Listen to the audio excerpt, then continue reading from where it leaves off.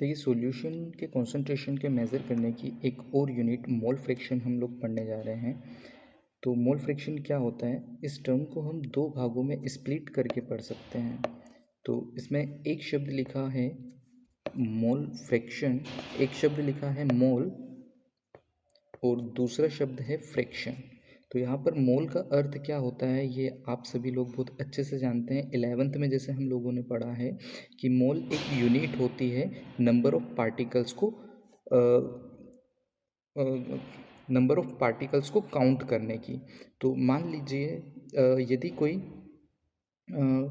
किसी एलिमेंट के या किसी कंपाउंड के नंबर ऑफ पार्टिकल्स या मॉलिक्यूल या एटम्स जो हैं वो 6.022 इंटू 10⁻⁻23 होते हैं। तो इतने पार्टिकल्स को हम 1 मोल पार्टिकल के नाम से जानते हैं।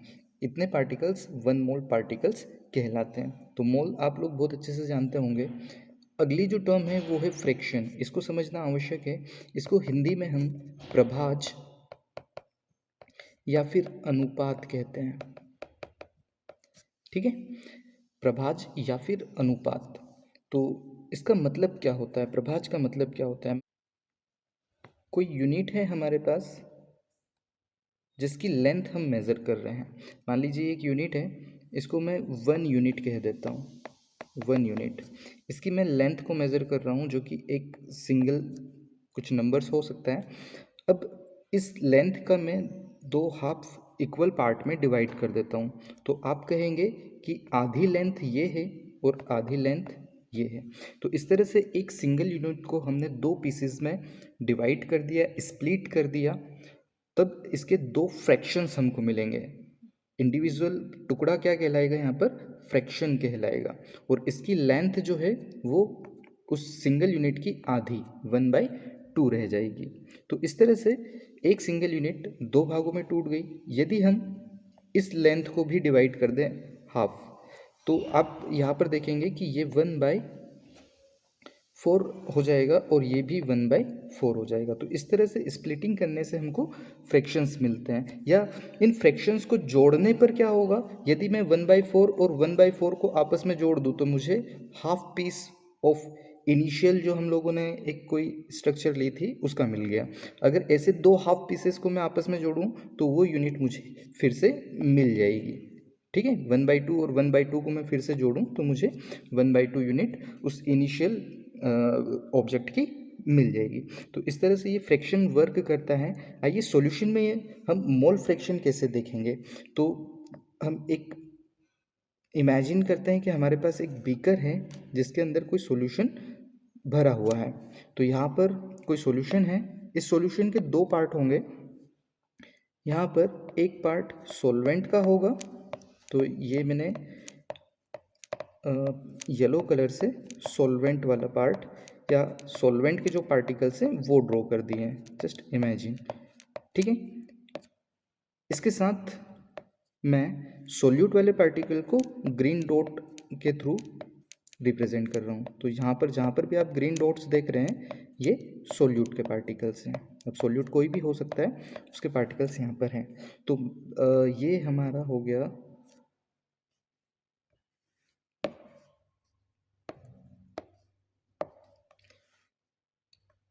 ये पार्टिकल्स हो गए सोलवेंट, या इसको मैं कंपोनेंट ए कह देता हूँ। कंपोनेंट ए, कंपोनेंट ए के पार्टिकल हो गए। और ये जो ग्रीन पार्टिकल्स हैं ये सोल्यूट के हैं या कंपोनेंट बी के हैं। अभी हम बाइनरी सॉल्यूशन की ही बात कर रहे हैं। बाइनरी सॉल्यूशन यानी जिसके अंदर सिर्फ दो ही कंपोनेंट मौजूद हैं, इस तरह का सॉल्यूशन। तो इस सॉल्यूशन में सॉल्वेंट के कुछ पार्टिकल हैं और सोल्यूट के कुछ पार्टिकल्स हैं। इनके कुछ मोल होंगे, कुछ नंबर ऑफ मोल, जिसको कि मैं सॉल्वेंट के नंबर ऑफ मोल्स को मैं एन ए से डिनोट कर देता हूँ। कैसे डिनोट करूँगा? एन ए से। इसी तरह सोल्यूट के भी कुछ नंबर ऑफ मोल्स होंगे, कुछ नंबर ऑफ पार्टिकल्स होंगे, number of moles of particles होंगे, जिसको कि मैं एन बी से डिनोट कर देता हूँ। अब मुझे अगर सॉल्यूशन के नंबर ऑफ मोल्स बताने हों तो total number of moles of solution अगर मुझे निकालना है तो बहुत इजी है कि मैं number of mole of solvent, number of mole of solvent और इसके साथ में number of mole of solute को ऐड कर दूंगा। ठीक है, इन दोनों को मैं ऐड कर दूंगा तो मुझे क्या मिलेंगे, total number of mole of solution. तो total number of mole of solution क्या होगा, यानी कि Na प्लस Nb को मैं total number of mole of solution कहूँगा। ठीक है, अब यहाँ पर अगर मुझे पता लगाना हो कि A के मोल फ्रैक्शन कितना है, A का मोल फ्रैक्शन कितना है, यानी कि इस सॉल्यूशन के अंदर जितने भी पार्टिकल्स हैं उसमें सॉल्वेंट के मोल्स की संख्या कितनी है। ठीक है, और इसी तरह से अगर मुझे Nb पता करना है या मोल फ्रैक्शन ऑफ B पता करना है, इसका अर्थ क्या होगा कि टोटल पार्टिकल्स के अंदर B के पार्टिकल्स कितने हैं। ठीक है, तो यहाँ पर मैं लिख देता हूँ, अगर मुझे पता करना हो मोल फ्रैक्शन ऑफ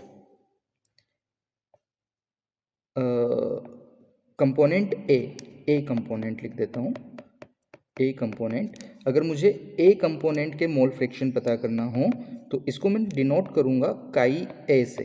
ये जो सिंबल है आपको एक्स की तरह दिखाई पड़ रहा है, ये ग्रीक भाषा का एक सिंबल है जिसे काई कहते हैं। तो काई ए इक्वल, इसका फॉर्मूला बनेगा एन ए, यानी कि number of moles of A divided by total number mole of solution, यानी कि N A plus N B. क्योंकि मुझे सॉल्यूशन में से यहाँ पर पता लगाना है तो काई ए यानी कि मोल फ्रैक्शन ऑफ ए कैसे निकलेगा, N A divided by N A plus N B के फॉर्मूले से निकलेगा। इसी तरह से यदि मुझे सेकेंड कंपोनेंट का मोल फ्रैक्शन निकालना हो तो mole fraction of B component पता लगाना हो तो उसे मैं लिखूंगा chi A equal N B upon N A plus N B. ठीक है, तो इन फॉर्मूला की हेल्प से हम मोल फ्रैक्शन किसी कंपोनेंट के लिए निकाल सकते हैं, है ना। ये सॉल्वेंट के लिए भी निकाला जा सकता है या फिर सोल्यूट के लिए भी निकाला जा सकता है। तो आइए इसकी हेल्प से कोई क्वेश्चन हम सॉल्व करते हैं। अच्छा, इसके साथ एक चीज़ और मैं ऐड ऑन कर देता हूँ कि अगर आपको सभी कंपोनेंट, सॉरी यहाँ पर भी होगा, तो सभी कंपोनेंट के लिए आपको यदि मोल फ्रैक्शंस,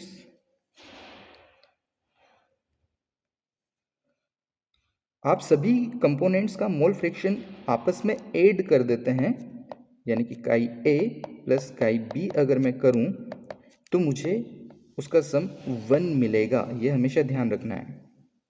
ठीक है, जितने भी मोल फ्रैक्शन उस सॉल्यूशन के अंदर हैं उन सबको यदि मैं ऐड कर दूं तो मुझे कितना मिलेगा, 1 मिलेगा। 1 क्यों मिलेगा आप ऊपर वाले एग्जाम्पल से समझ सकते हैं। जैसे कि अगर ये एक सिंगल यूनिट है, 1 यूनिट है, इसकी हाफ यूनिट मैं यहाँ पर लिए हूँ और हाफ यूनिट यहाँ पर, अगर मैं इस हाफ को और इस हाफ को आपस में जोड़ूँ तो मुझे क्या मिलेगा, 1 मिलेगा। अच्छा सोचिए कि ये अगर इक्वल ना होता और यहाँ पर होता, ये 1/3 पार्ट होता और ये 2/3 पार्ट होता। अगर मैं 2/3, 2/3 और 1/3 को भी आपस में ऐड करता तो मुझे क्या मिलता, 1 मिलेगा। ठीक है, तो इस तरह से जितने भी मोल फ्रैक्शंस हैं, जितने भी फ्रैक्शंस हैं, अगर हम उनको ऐड कर दें तो हमें उनका सम 1 ऑब्टेन होता है। इसके साथ क्योंकि ये एक फ्रैक्शन है तो इसकी कोई यूनिट नहीं होगी, ये भी हमें हमेशा ध्यान रखना है। अब किसी एग्जाम्पल क्वेश्चन की हेल्प से इसको समझते हैं, एक न्यूमेरिकल प्रॉब्लम सॉल्व करते हैं। अगर परीक्षा में आएगी तो इन्हीं फॉर्मूले का इस्तेमाल करते हुए हमें उसको सॉल्व करना है। तो एक क्वेश्चन है कि if 8 gram O2 is dissolved in 28 gram of N2. Calculate the mole fraction of each gas. ठीक है, 8 ग्राम O2 लिया है हमने और 28 ग्राम N2 लिया है। इन दोनों को आपस में मिक्स किया है, एक मिक्सचर तैयार हुआ है। इस मिक्सचर के अंदर हर एक गैस के लिए आपको मोल फ्रैक्शन पता लगाना है। तो इसे सॉल्व करेंगे। सॉल्व करने के लिए सबसे पहले हम गिवन दैट लिखेंगे, जो क्वेश्चन में दिया है। यहाँ दिया है कि 8 ग्राम O2 क्वेश्चन में मेंशन की हुई है, अमाउंट ऑफ O2 कितना, 8 ग्राम। इसी तरह से अमाउंट ऑफ N2 भी दिया हुआ है, which is 28 gram.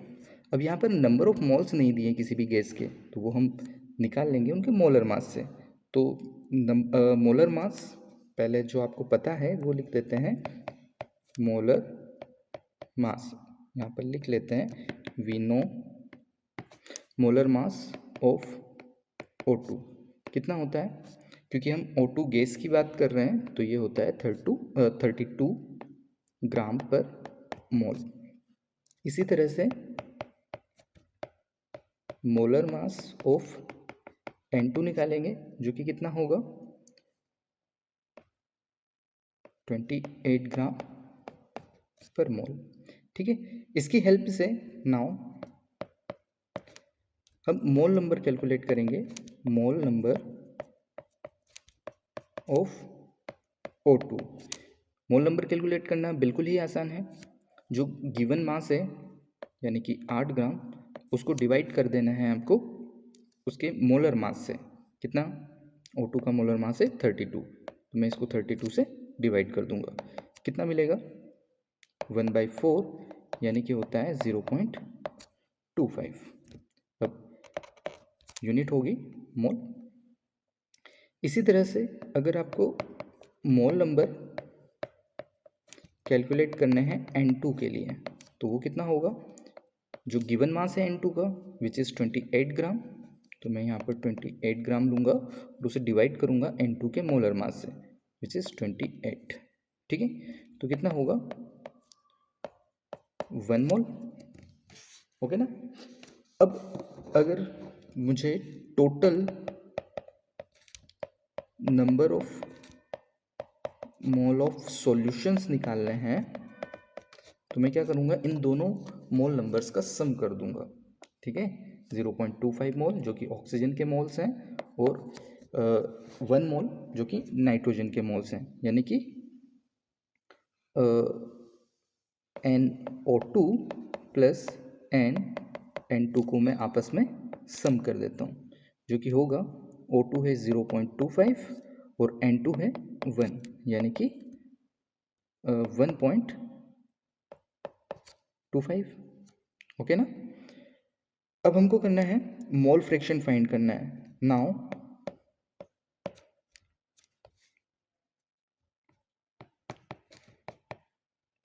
Mole fraction of O2। देखिए अभी हमारे पास टोटल नंबर ऑफ मोल्स भी हैं और O2 के नंबर ऑफ मोल्स भी हैं, तो इनकी हेल्प से हम निकालेंगे।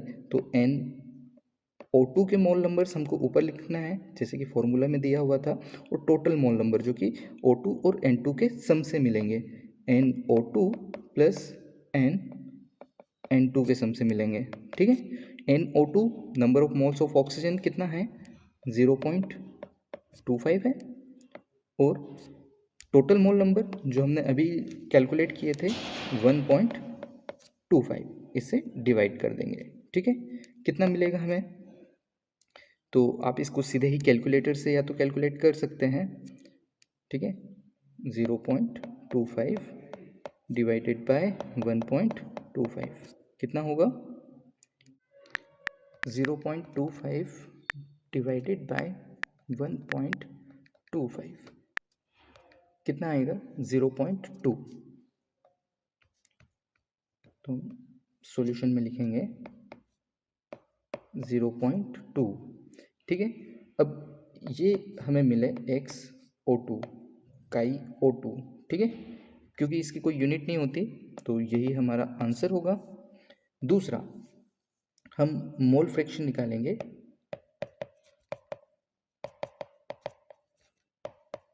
N2 के लिए। तो सिमिलरली इसी तरह से नंबर ऑफ मोल N2 हम लेंगे और इसे डिवाइड करेंगे total number of mole of solution से, which is NO2 plus N2। कितना होगा? Number of mole of N2 कितना था? 1, और टोटल नंबर ऑफ मोल 1.25। इसे फिर से कैलकुलेटर की हेल्प से कैलकुलेट कर लेंगे। 1 डिवाइडेड बाय 1.25, 0.8, कितना होगा? 0.8, ठीक है। ये मोल फ्रैक्शन होगा N2 का, और यही हमारा N2 के लिए आंसर भी होगा, ठीक है। अब जो हमने कैलकुलेशन की है, क्या ये सही है? इसे हम चेक भी कर सकते हैं। तो मैंने क्या बताया था कि यदि बाइनरी सॉल्यूशन के दोनों कंपोनेंट को मैं ऐड कर दूं, दोनों कंपोनेंट के मोल फ्रैक्शन को मैं ऐड कर दूं, तो mole fraction of O2 and mole fraction of N2 को यदि मैं ऐड करूं, जो कि कितना है 0.2 प्लस 0.8, तो कितना आना चाहिए? 1 आना चाहिए। क्या 0.2 को 0.8 के साथ ऐड करने पर 1 आता है? ऑब्वियसली 1 आता है, यानी कि हमारा आंसर सही है। ये आप परीक्षा में लिख करके ना आए, ठीक है। ये हमने अपनी कैलकुलेशन के लिए किया है, आपको यहाँ पर प्रूफ करने की ज़रूरत नहीं है। तो आज की वीडियो में इतना ही। आई होप आपको समझ आया होगा। धन्यवाद।